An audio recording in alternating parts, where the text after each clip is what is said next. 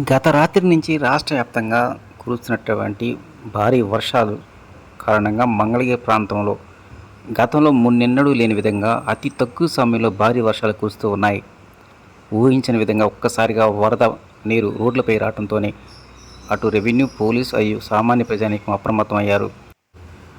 ఇక Chinnakakani NR hospital ఎదురుగా ఉన్నటువంటి రహదారి మీదకి ఒక్కసారిగా వరద నీరు వచ్చి పడింది. ఉదయం 10 గంటలకి భారీ స్థాయిలో వరద నీరు రావడంతోనే అటు రోగులతో పాటు ఆ మార్గంగా వెళ్తున్నటువంటి వాహనదారులు తీవ్ర ఇబ్బందులకు గురయ్యారు. క్రమక్రమంగా వరద నీరు పెరగడంతోనే టూ వీలర్స్ నీళ్లు కొట్టుకుపోయే పరిస్థితి ఏర్పడింది. ఒక్కసారిగా అప్రమత్తమైన పోలీసు అధికారులు ట్రాఫిక్ను క్రమబద్ధీకరించారు. అదేవిధంగా కాజా టోల్గేట్ వద్ద మున్నెన్నడూ లేని విధంగా భారీ స్థాయిలో చెరువును తలపించే విధంగా వరద నీరు చేరింది. టూ వీలరు, 4 వీలరు అన్ని రకాల వాహనాలు ఈ యొక్క వరద నీటిలో మునిగిపోవాల్సిన పరిస్థితి ఏర్పడింది. ఇప్పటికీ ఆ నీరు అలా ప్రవాహంలో కొనసాగుతూనే ఉంది. ఇక నగరానికి సమీపంలో ఉన్నటువంటి టిట్కో వాసుల యొక్క పరిస్థితి మరీ దారుణంగా ఉంది. రాత్రి నుంచే ఈ టిట్కో కాలనీ లోపలికి వరద నీరు చేరడంతోనే చాలామంది ఇంట్లో లోపలికే పరిమితం అయ్యారు. బయటికి రావాలంటేనే భయం వేస్తే పరిస్థితి ఏర్పడింది.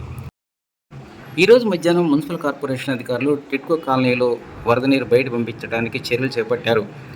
నిల్వ ఉన్నటువంటి నీటిని రోడ్డు కట్ చేసి అవతల వైపుకు డైవర్ట్ చేశారు. మరోవైపు మంగళగిరి కొత్తపేటలో భారీ కొండరాయి పడి ఓ వృద్ధురాలు మృతి చెందినటువంటి ఘటన సాయంత్రం జరిగింది. ఇంట్లో వంట చేసుకున్న సమయంలో ఒక్కసారిగా బండరాయి పడటంతోనే నాగరత్నం అనేటువంటి వృద్ధులు అక్కడికక్కడే మృతి చెందింది. ఈ నేపథ్యంలోనే ఎలాంటి ఇబ్బంది లేకుండా ముందస్తు చర్యల్లో భాగంగా కొండ దిగువ ప్రాంతాల్లో ఉన్నటువంటి దాదాపు 75 కుటుంబాలను ఖాళీ చేసినట్టు మున్సిపల్ కార్పొరేషన్ కమిషనర్ ఈరోజు సాయంత్రం విలేకరుల సమావేశంలో తెలిపారు.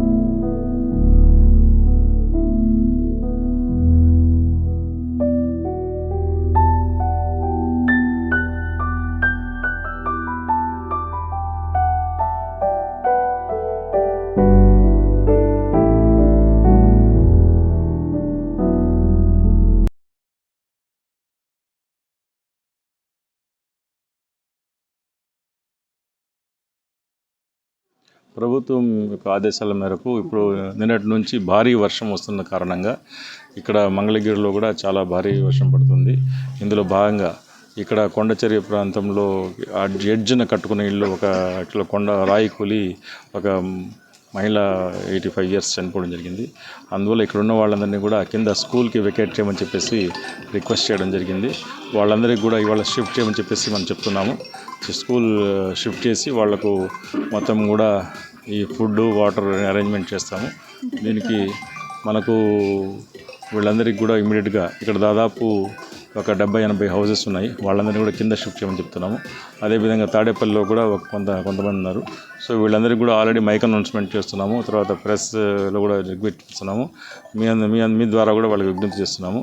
దయచేసి మేము స్కూల్లో ఎక్కడైనా మనము ఆల్టర్నేటివ్ 2 days కోసం ఈ వర్షం తగ్గే వరకు మనం టెంపరీ అకామిడేషన్ ప్రొవైడ్ చేస్తాము, ఫుడ్ ప్రొవైడ్ చేస్తాము, వాటర్ ప్రొవైడ్ చేస్తాము. కాబట్టి అందరూ రీలొకేట్ కావాల్సి మీ భద్రత దృష్ట్యా రీలొకేట్ కావాలని చెప్పేసి రిక్వెస్ట్ చేస్తున్నాం. ఎస్.